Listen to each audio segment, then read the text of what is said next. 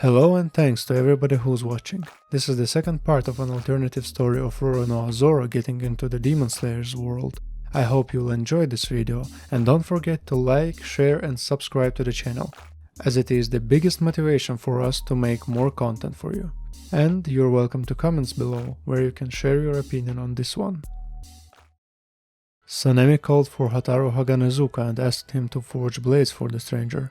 But when he saw Zoro's swords, he was shocked. What kind of art is this? Where did you get these swords? What's wrong? I am speechless. That is a perfect craftsmanship. Every single detail is perfect. And this...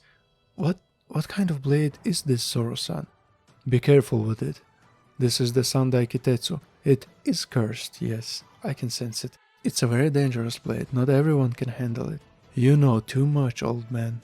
I have been forging Nichiren blades for a long time, but such work I've never seen in my life.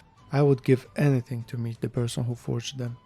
Unfortunately, these blades are older than me, so I don't know who made them. Yeah, I understand. By the way, Zoro-san, I'm sure it was the Sandai Kitetsu that helped you to deal with the demon. Your katanas are perfect, but only Kitetsu is different from our blades. Do you think that the curse of the blade helps in killing demons? I can't say for sure, but there are no other explanations. Zoro looked closely at his blades and said, "So, only Kitetsu will be useful in fighting demons." Unfortunately, yes, but if you allow me, I'd like to borrow your two blades and, based on their weight, size and other features, make you new ones. Moreover, this could be a great opportunity for me to learn some of the craftsmanship. Fine, do what you need to. Zoro, Sanemi and Mizuki took a rest, while Hotaru in his research didn't leave the blades for a second. He kept studying them and based on his studies made new demon fighting blades for Zoro. The night passed quickly. By noon, Sanemi and Zoro were packing. Mizuki wanted to go with them, but Zoro resisted. "You'll be safe here. Moreover, you can stay and help around the house. I have already talked to the owner, he doesn't mind." "No, all adults lie. I'm sure as soon as you leave, he'll treat me like a garbage." "What makes you think like that? I'm sure the house owner is a good person. You have nothing to worry about." At first they all seem like that, but over the time they show their true colors. "What are you talking about?" "Never mind, just take me with you, please, please, please." "Sorry, but no discussion. It's too dangerous. This is where we say goodbye." Zoro said goodbye to Mizuki and went to Hotaru to check on the progress with the katanas. When he arrived, Zoro realized that Hotaru hadn't closed his eyes the whole night. He had worked on the blades restlessly. The forging went perfectly, and Hotaru had studied Zoro's blades, taking new insights for himself. "I tried to make copies of your old blades. Weight, size, everything seems identical. I don't know if they'll suit you, but here you go." Zoro took the new katanas from Hotaru and barely felt any difference. They are the same, even the handles. "I didn't change anything. These blades are the finest work I've ever seen. Changing anything would be an insult. The fact that they resemble the original is already praise for me." While Zoro inspected the new blades, Hotaru fell asleep. The continuous work took its toll. "Thank you, Hotaru-san." Sanemi approached Zoro and said that they could now set off. They boarded the train and left for another city, where presumably an upper moon was hiding. While searching for the demon, Sanemi also heard about the one Zoro was looking for. After asking about him, he found out that he had recently been walking around the city looking for something. Our swordsman was of course pleased, as he wouldn't have to search for too long for his target. Sanemi also noted, "You've noticed that since we got off the train someone has been watching us?" "Yes, and everywhere." Sanemi pretended that they needed to part ways and then disappeared. As Zoro walked in the other direction, the wind Hashira immediately tracked the person following them. Grabbing them by the collar, he removed the hood, revealing Mizuki, who had secretly followed them. "Ha, it's you, kid." "Let me go!" Zoro approached them and said, "You hide pretty well, too well. I've had to do it quite often before." "Why?" "It doesn't matter, just let me go." Sanemi loosened his grip and put Mizuki down. "I told you not to come with us." "But I came anyway." "I feel like we're going to have a hard time with her." "Isn't there another base of organization nearby?" "Unfortunately no." They had no choice but to take her with them. The girl of course was delighted. "But on one condition. When we find the demon you will stay in a safe place. And if we get attacked you will hide or run away, agreed?" Stay in safe place, hide, run away. I got it. According to the organization, some man had mysteriously disappeared recently in this city. Sanemi assumed that a demon was behind it. After hearing from the man's relatives, Sanemi suggested that a demon might indeed have attacked the missing man, as he was described as very strong. According to his family and neighbors, the man was very kind, caring and strong. They say he single-handedly defeated bandits. If demons are looking for a recruit, this guy is the perfect candidate. Sanemi had a plan to lure the demon if he was indeed in the area. Waiting for sunset, he and Zoro left the city, and then the Wind Hashira cut his hand to let the blood flow. Zoro didn't understand what he was doing. Some people's blood is special, comparable to the blood of 50 ordinary people, and it happens that I am the lucky one. Letting the blood flow, Zoro and Sanemi waited. They decided to pass the time by talking. These scars. You've been luring demons with your blood? You're perceptive. Before I became Hashira, even before I became a demon slayer, I was already killing demons. But I didn't have a Nichirin blade back then, so I had to manage with whatever I could. And how did you kill demons without a special katana? They can't be killed with ordinary weapons. Yes, it was difficult, but no one cancelled the sun. I would just beat the demon until he loses all his strength and then wait for sunrise to burn him. Why did you become a slayer? One night, something happened that changed me. But forgive me, I don't want to talk about it. A demon killed your family. Zoro and Sanemi turned back and saw Mizuki. What? How did you? What are you doing here? We told you to stay in the city. There's a demon lurking around, you could get hurt. Ah, relax, I know how to hide. You didn't even notice I was here. By the way, I noticed you walk almost silently. Where did you learn that? After stealing, you need to escape the chase, so I had a lot of practice. What happened to your parents, Mizuki?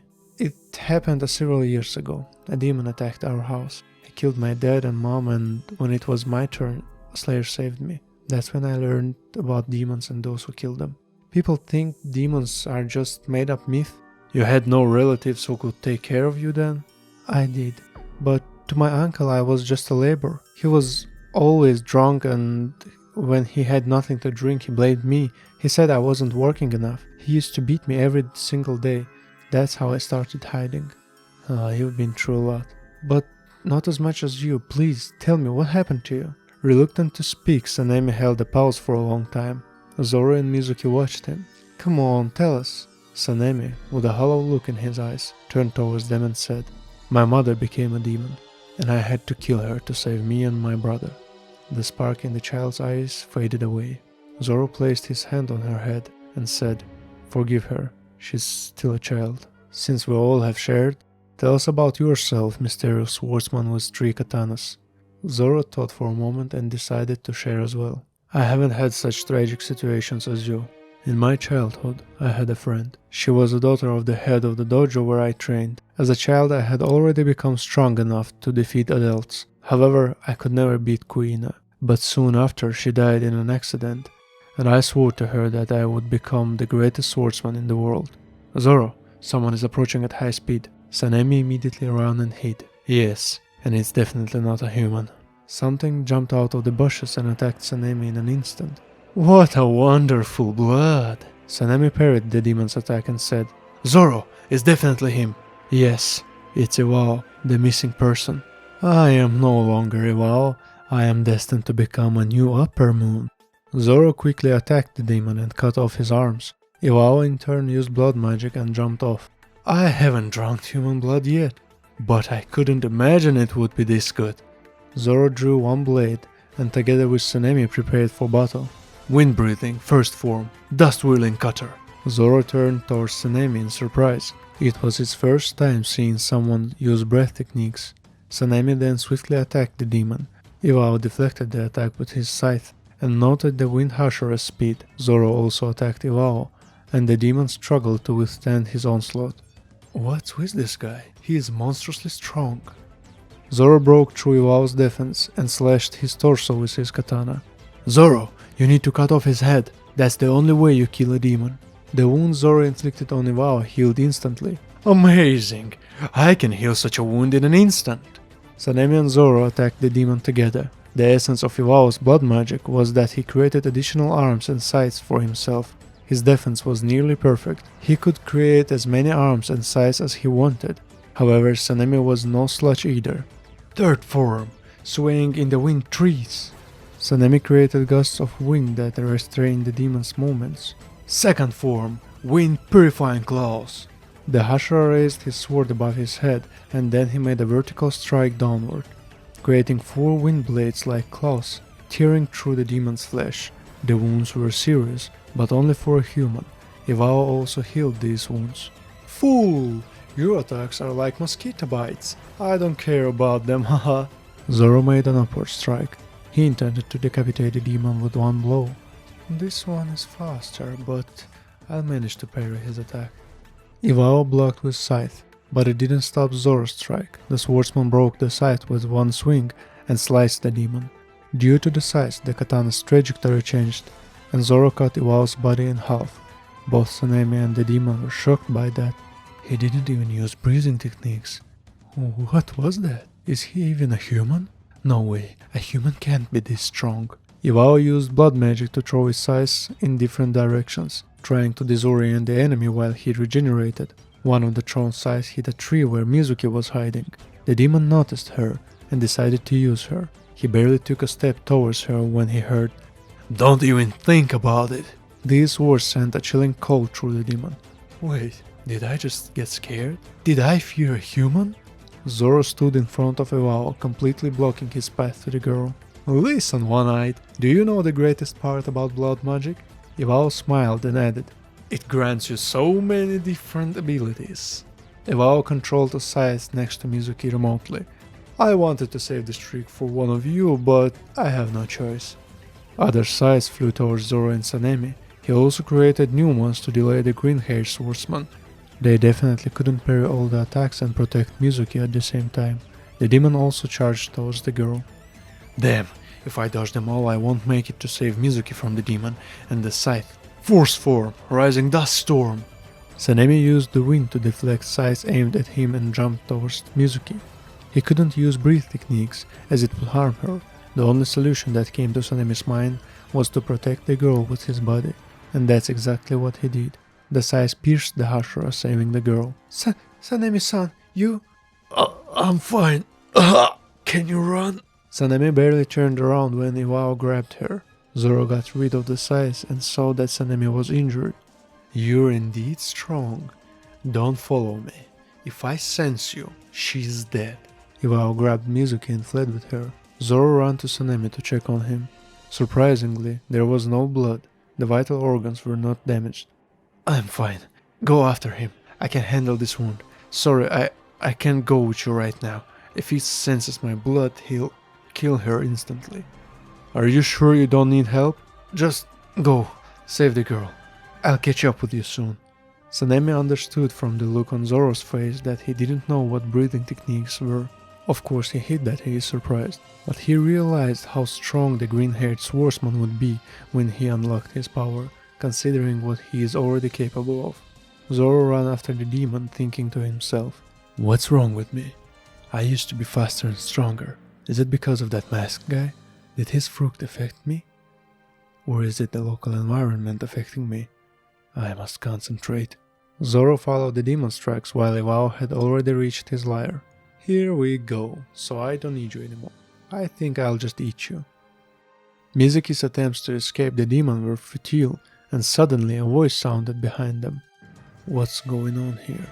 Iwao looked in the direction and saw Akaza, the third upper moon. Next to him lay a bloodied man. Oh, Akaza-san, you're here too. I see you haven't wasted time. Why did you bring her here? Couldn't you eat her on the spot? Oh, I encountered two slayers, who turned out to be very strong, so I had to take a hostage to escape. Iwao opened his mouth and was about to bite off Mizuki's head, when in an instant, his head flew off his shoulders. The demon looked towards his attacker and realized it was Akaza. He took the blade of the slayer he had killed and used it to behead Iwao. For what? Using a child as a shield to escape the battlefield is the act of coward. There is no place for such among the upper moons. Akaza killed Iwao. Then he looked at Mizuki and said, You have seen too much. You have to die too. Akaza approached Mizuki to kill her, but before his hand could reach its target, Zoro burst through the roof, cut off his hand and saved Mizuki. To say that Akaza was surprised is to say nothing. He turned towards Zoro and said, "What an incredible speed! I'm pleasantly surprised. So it was you Iwao was talking about. Mizuki, hide behind me." "Oh, don't worry. I won't touch her until I finish with you. Let her stay out of the way." "And why should I believe you?" "Oh, trust me. I'm more interested in you."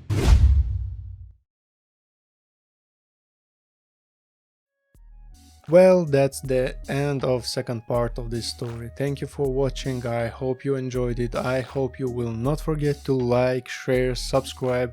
Please, in the comment section below, leave your opinions and your thoughts on this content. Tell us what do we have to improve or what do we have to do to make the content better for you, our favorite watchers. The part 3 of this story is coming. The sooner, the more likes and feedback you leave us. Bye.